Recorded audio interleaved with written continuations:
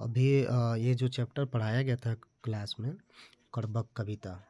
कड़बक कविता का जो ये कविता का अर्थ है, उसका कलर नहीं मिल पा रहा है। कड़बक का अर्थ है, आपको बताया गया था क्लास में बोर्ड पे कि कड़बक का अर्थ होता है किसी गुण या अवगुण से युक्त होना।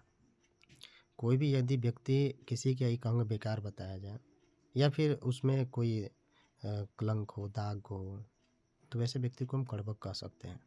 यहाँ भी देखिए लिखा हुआ है कि यदि या किसी अंग का विकार बताना है, यह कड़बक है।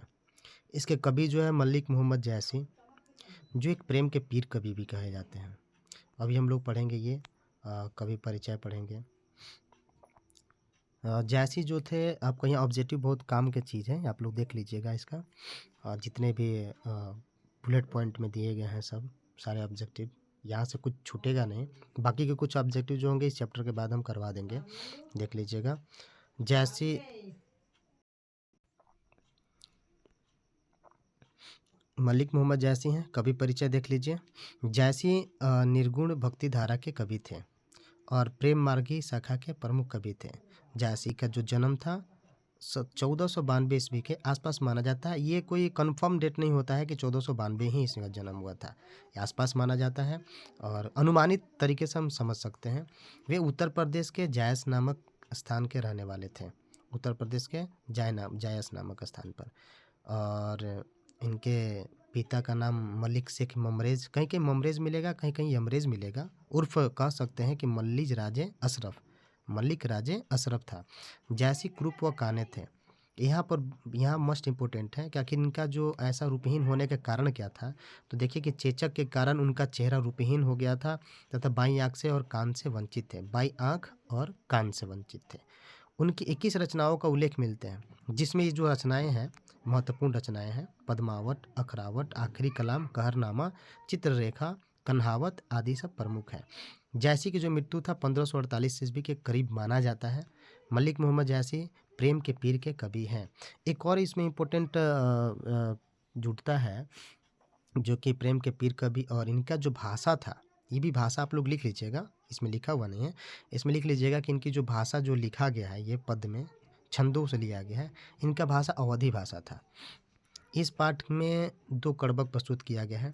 पहला कड़बक पद्मावत का प्रारंभिक छंद है तथा दूसरा जो कड़बक होगा वो दूसरा पद होगा, तो वो अंतिम छंद से लिया गया है।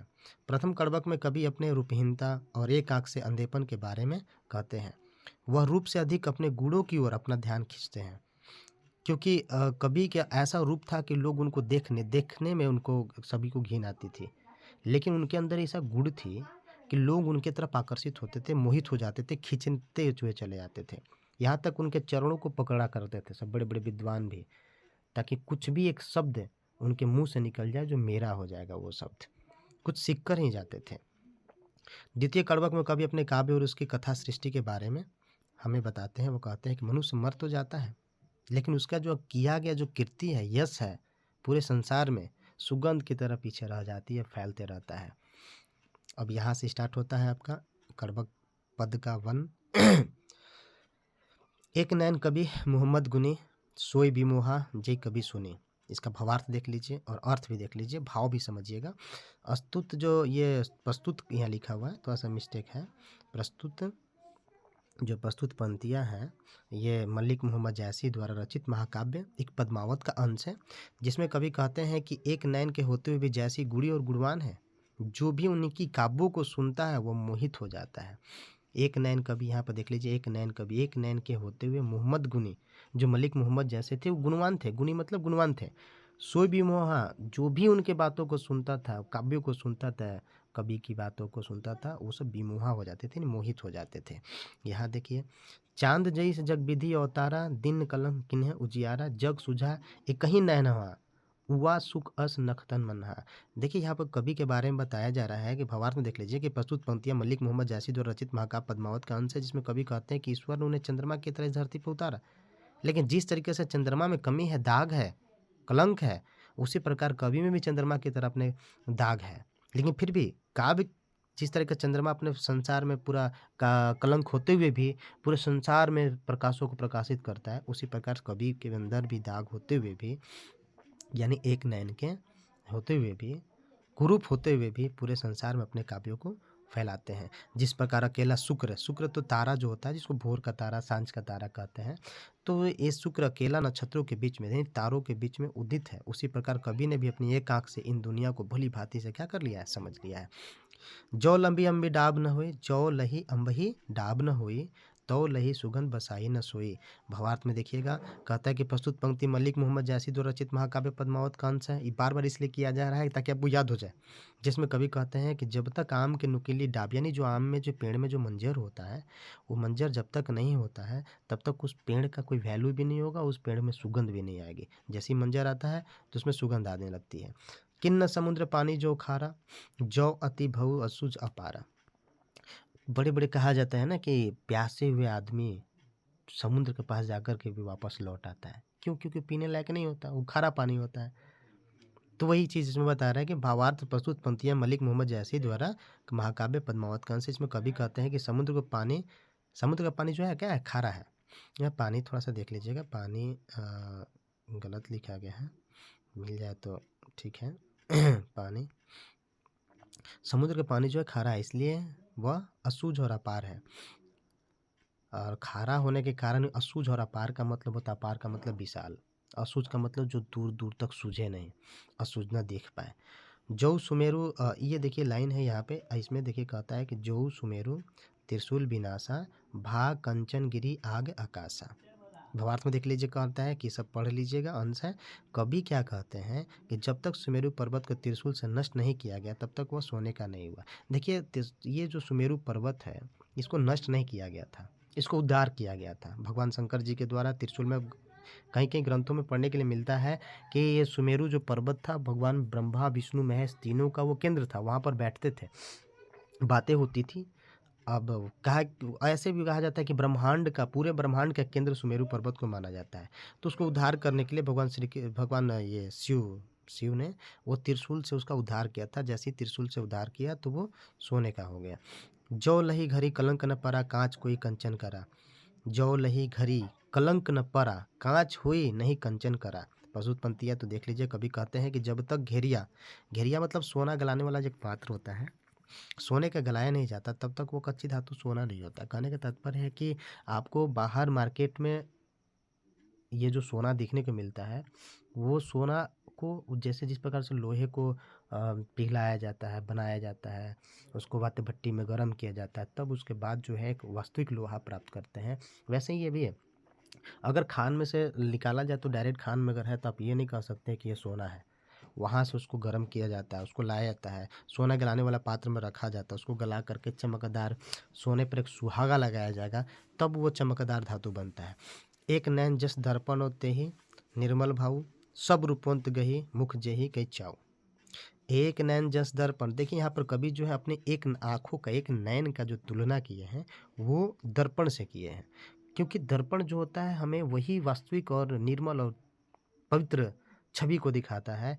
तो कवि के अंदर भी ऐसा ही रूपों को देखा गया है। सब रूपवंत गही मुख जेहू कहीं चाहो। प्रस्तुत पंक्तियां में देखिए मलिक मोहम्मद जैसी के द्वारा रचित महाकाव्य पद्मावत के अंश से कवि कहते हैं कि एक नैन के होते हुए भी दर्पण की तरह निर्मल और स्वच्छ भाव वाले हैं कवि, और उनकी इस गुण की वजह से बड़े बड़े रूपवान लोग उनके चरण को पकड़कर कुछ पाने की इच्छा के लिए उनके मुख की तरफ क्या करते हैं, ताका करते, झांका करते हैं। ये देखिए पद 2 हो गया। मोहम्मद कवि यह जोरी सुनावा, सुनना जो प्रेम पीर का गा पावा, जोरी लाई रक्त के ले गाढ़ी प्रीति नैन जे भई। भावार्थ में कहता है कि प्रस्तुत पंक्तियां मलिक मोहम्मद जैसी द्वारा रचित महाकाव्य पद्मावत के अंश से कवि कहते हैं, जिसमें कवि अपने काव्यों के बारे में बताते हुए कहते हैं कि मैंने मुहम्मद खुद यह काव्य रच कर सुनाया है। यानी जो काव्य को बनाया है बहुत मेहनत लगा उनको काव्यों को बनाने में, बड़ी जैसे लगन होता है, मेहनत होता है, और जिसने भी सुना है उसे प्रेम की पीड़ा का ही अनुभव हुआ है। कि ऐसा बताइए विद्वान कवि जिसका रूप नहीं था, इसके एक आँख काने थे, एक कान भी जवाब दिया हुआ था, फिर भी वो ऐसे ऐसे काव्यों को लिखना ये सब बड़ी बड़ी बात है।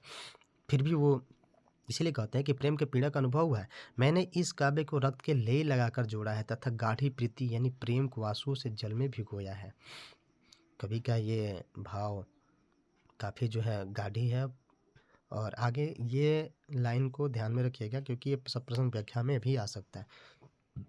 और मन जानी कबि तस किन्हा, मक यह रहे जगत मा चिन्हा। कहाँ सो रतन सेन अस राजा, कहाँ सुआसी बुद्धि उपराजा। कहाँ अलाउद्दीन सुल्तानु, कह रघो जय किन बखानू। कह स्वरूप पद्मावती रानी, कोई न रहा जग रही कहानी। कितना अच्छा लाइन कहा गया है, आप इस लाइन को समझिएगा। साफ साफ कहता है, कभी कहते हैं बार बार यही चीज़ पद्मावत से कभी कहते हैं कि यह जानकर कि मेरे न रहने के बाद में भी संसार में एक आखिरी निशानी वो छोड़ना चाहते थे कभी, कि मैं रहूं या ना रहूं, लेकिन मेरे किए गए जो काव्य है, तो मेरे द्वारा की रचित जो काव्य है, उस काव्य को लोग मुझ काव्य के द्वारा मुझे याद करें, एक निशानी छोड़ के चले गए। ये भी कहते हैं कि देखिए, अब यह न वह रतन सेन है और न वह रूपवती पद्मावती है, और न बुद्धिमान सुआ है, और न राघव चेतन या अलाउद्दीन खिलजी जो सुल्तान था वो है। आज इनमें से कोई भी नहीं है, लेकिन इनके द्वारा जो किया गया यश है, ये पूरे रूप में इनकी कहानी सिर्फ रह गई, लेकिन पूरे संसार में ये प्रसिद्ध है। धानी सोई जस कीर्ति जासु, फूल परे परे न बासु। फूल पै मरे न बासु, ये देखिए लाइन जो सप्रश्न व्याख्या के लिए बहुत इंपॉर्टेंट है, इसको देखिएगा ध्यान से। धानी सोई जस कीर्ति जासु, फूल मरे पै मरे न बासु।